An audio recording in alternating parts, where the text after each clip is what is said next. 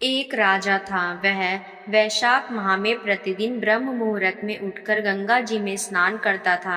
राजा का आदेश था कि मुझसे पहले गंगा जी में कोई भी स्नान नहीं करेगा। राजा जब गंगा जी में स्नान करने जाते तो उन्हें प्रतिदिन शांत जल के स्थान पर हिलता हुआ हलचल जल युक्त दिखाई देता था। राजा को यह संदेह होता था कि निश्चय ही मुझसे पहले कोई प्रतिदिन गंगा जी में स्नान करता है। अतः राजा ने नदी के तट पर पहरेदार बिठा दिए। गंगा जी के तट पर एक वृक्ष था। उस पर एक बंदरिया रहती थी। वह प्रतिदिन राजा के स्नान करने से पूर्व स्नान करके वृक्ष पर चढ़कर बैठ जाती थी। इस प्रकार होते होते पूरा वैशाख माह व्यतीत हो गया, किंतु अंतिम दिन राजा के सिपाही ने देख लिया और उस बंदरिया को पकड़कर राजा के पास ले गए और कहा कि यह बंदरिया आपसे पूर्व प्रतिदिन गंगा जी में स्नान करती है।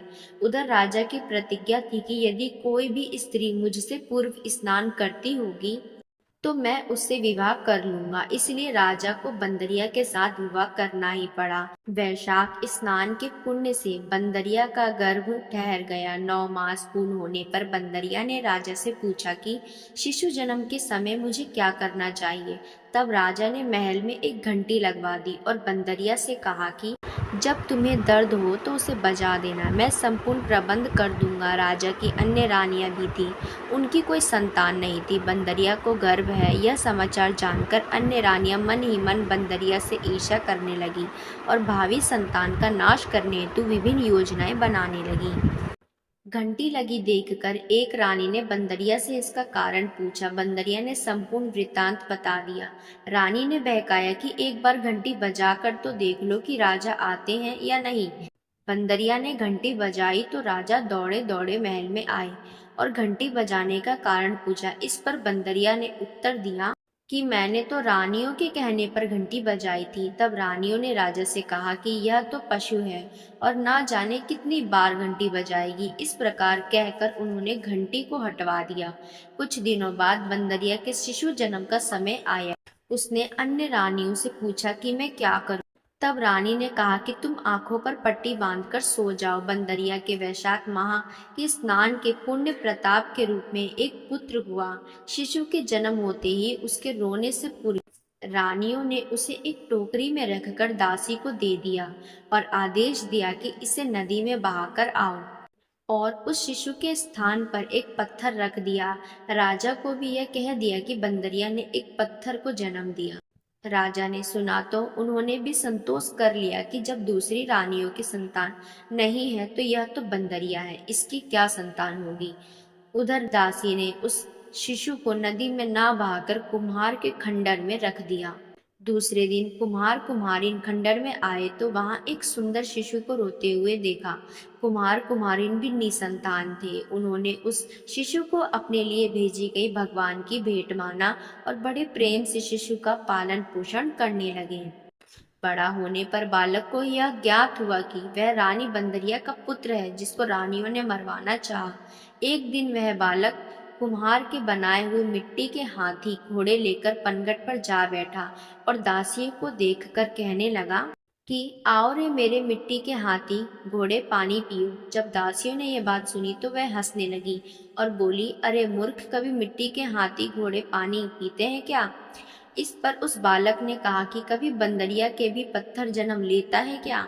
उस बालक की यह बात दासियों ने जाकर महल में कही। तब रानियों ने दूसरे दिन विष मिलाकर लड्डू भेज दिए। ईश्वर की कृपा से लड्डू गोंद और बादाम के हो गए और उस लड्डू को खाने से उस लड़की की मृत्यु नहीं हुई। यह समाचार दासी ने रानी को कहा और रानी ने राजा से कहकर कुम्हार को देश निकाला दिलवा दिया। कुम्हार वन में रहने लगा। तत्पश्चात अगले वर्ष चित्र माह में माता गणगौर के पूजन का दिन आया तो वह बंदरिया का पुत्र 108 करवे और 108 गोली लेकर घड़े में पानी भरकर बगीचे के बाहर बैठ गया।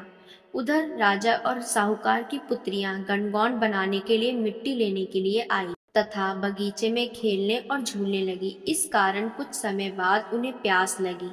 तब उन्होंने उस बंदरिया के पुत्र से जल पिलाने के लिए कहा तो उस बालक ने उत्तर दिया कि मेरे पास एक गोली है, उसे खाते जाओ और मेरे चारों ओर लगाती जाओ, तब मैं तुम्हें जल पिलाऊंगा। पर पहले तो कन्याओं ने मना किया, किंतु प्यास तीव्र होने के कारण मान गई। इस प्रकार गोली खाने और उस युवक के साथ फेरे लेने से वह गर्भवती हो गई। बाद में जब उनके माता पिता को यह ज्ञात हुआ तो वह सभी कुम्हार के पास आए और संपूर्ण वृत्तांत सुनाया तथा कहा कि तेरे पुत्र ने हमारी कन्याओं से विवाह किया है, अब तुम्हें इन्हें अपने पास रखना होगा। तब कुम्हार के निर्धन होने के कारण असमर्था व्यक्ति की दो कन्याओं के माता पिता ने बहुत सारा धन देकर अपनी कन्याओं को कुम्हार के घर विदा किया और कुम्हार के घर 108 बहुएं आ गई और कालांतर में उनके 108 ही पोते हो गए। कुम्हार ने समस्त नगरी को भोजन करने हेतु निमंत्रण दिया और राजा को भी बुलवा दिया। राजा के यहाँ से रानी बंदरिया के अतिरिक्त सब भोजन हेतु पधारे। तब राजकुमार राजा की आज्ञा लेकर बंदरिया को लेने रथ पालकी लेकर गया और लाकर सभा में सबसे ऊंचे स्वर्ण आसन पर बिठाया। राजकुमार ने अपनी सभी पत्नियों को समझा दिया था कि बंदरिया मुझे जन्म देने वाली माता है। एक एक बहू रानी बंदरिया के चरण स्पर्श करती गई और एक एक सोने का सिक्का और पोते को गोद में देती गई। जब राजा और अन्य रानियों ने यह सब देखा तो कुमार के पुत्र से इसका कारण पूछा। रानियों को संदेह होने लगा कि यह अवश्य ही बंदरिया का पुत्र, इसीलिए रानी रूठकर राजा से कहने लगी कि कुम्हार के पुत्र ने हमारा अपमान किया है और बंदरिया का सम्मान किया है, अतः हम लौटकर जा रही हैं। इधर राजा को पुत्र के जन्म का संपूर्ण रहस्य ज्ञात हो गया था, इसीलिए उन्होंने रानियों को देश निकाल दिया और अपनी सभी पुत्र वधु एवं पोतों को लेकर महल में आया और राजकुमार का राज तिलक हुआ। कुम्हार कुम्हारिन को राजकुमार ने महल में रहने के लिए निवेदन किया, किंतु वह नहीं माने। तब राजा ने उन्हें ढेर सारा धन दिया। वैशाख स्नान का इतना महत्व है, सबको वैशाख स्नान करना चाहिए। बंदरिया ने वैशाख स्नान किया तो उसे राजा का राज्य, पुत्र, बहुएं आदि प्राप्त हुई।